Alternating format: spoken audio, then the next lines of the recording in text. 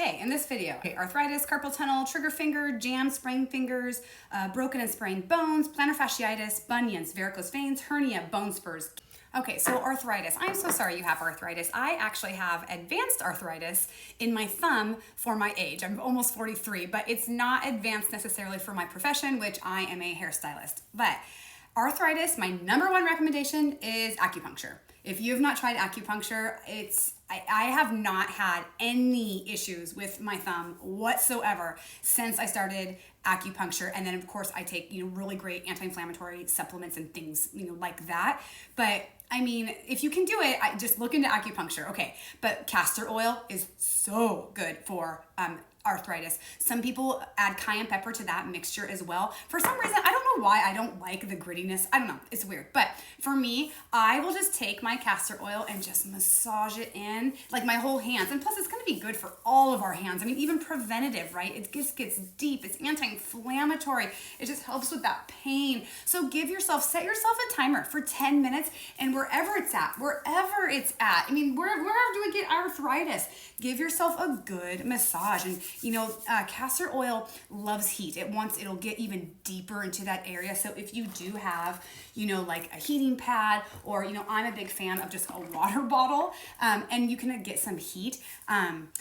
That's what arthritis loves, right? Is heat. Castor oil and heat will be arthritis' best friend. And, turmeric and cayenne pepper, and I got all that stuff too. Okay, and same with trigger finger. Like, I don't know, but the castor oil could definitely help, like, release those things and release the pressure. I mean, it could only help just giving it a nice massage. Okay, so let's say you jammed your pinky or jammed a finger. I actually did a video because it happened to my husband. So get yourself some organic cloth, even a cotton round if you want, like the cotton rounds we cut up for the sinuses. Soak that and just put it in that area. I mean, depending on how big it is. Then I have gloves at home because I'm a hairstylist. Now my husband's finger, like his thumb, is probably the size of my pinky, right? So it was a little tight on there, but still just using that barrier so you don't get the castor oil all over the place, because castor oil is so thick and it will stain.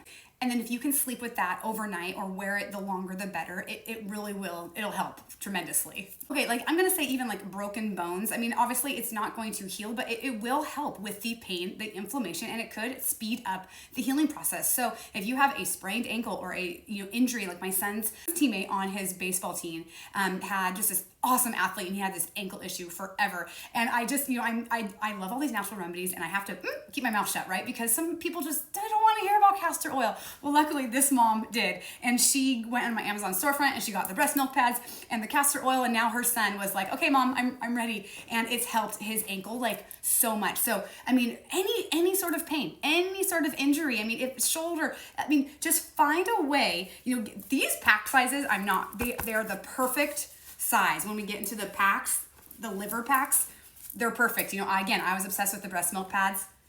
They're the same.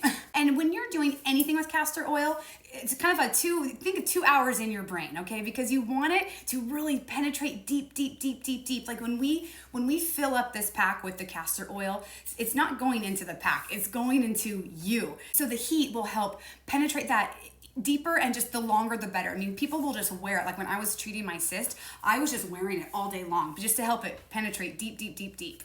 Same with bone spurs and bunions. If you can start treating them overnight, same with cysts. I mean, think how long it took for these things to get created on our bodies, right? How long did it take for these nodules to form? So consistency is key. Respect the oil and let it do its work, and let it, it takes time. So, 2 hours is key, I think, with any sort of, like when you're trying to break up lumps, bumps, and adhesions and things, take your time. Plantar fasciitis. Oh my gosh. Okay, so my son always deals with plantar fasciitis when he has to wear cleats. It's only during those seasons, and it's just terrible. Acupuncture has helped great with that, but man, we really tried it all. And so the castor oil packs on his heels helped so much. And then just getting into his heel and breaking it up. I will attach that video that I did for him. So that helps. But also what we have just learned, if you are dealing with plantar fasciitis, stretch, stretch, stretch. Those hip flexors, you cannot stretch your hip flexors enough.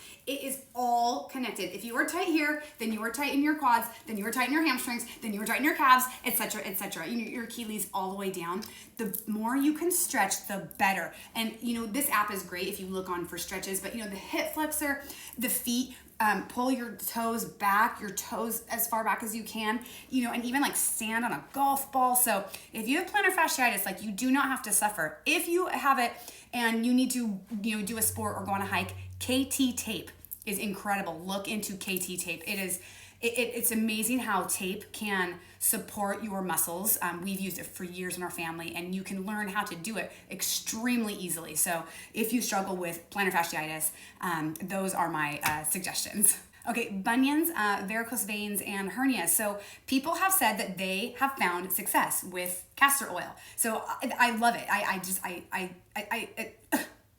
That is incredible to me. So the same idea, you want to use some sort of pack to keep it on that area. Now, I have a hernia in my stomach, and it's always like, I knew right when it happened, and it's always been small, and I've never had pain. So it's my understanding that hernias do not go away. However, the castor oil could only help, right? And it could help with the pain and the inflammation. So again, it doesn't hurt to try. Varicose veins, same thing. I've had multiple varicose vein surgeries.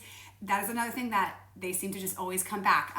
Hernias, they can't get better. They can either stay the same or get worse. Same with your varicose veins. Unfortunately, I feel the same way with like even your hemorrhoids. But oh my gosh, if there is hope for any of these reasons, these conditions, castor oil can only help. Like, why not just be positive, right? Same with the bunions. I love that. My mom went through major bunion surgery. I mean, she was hauled up for like over a month. So, and I have, of course, the starting of bunions. I mean, I love this app. I can just I literally have it all. So I'm just going to talk about it all because, again, I'm 43 and let's just go through it together, right?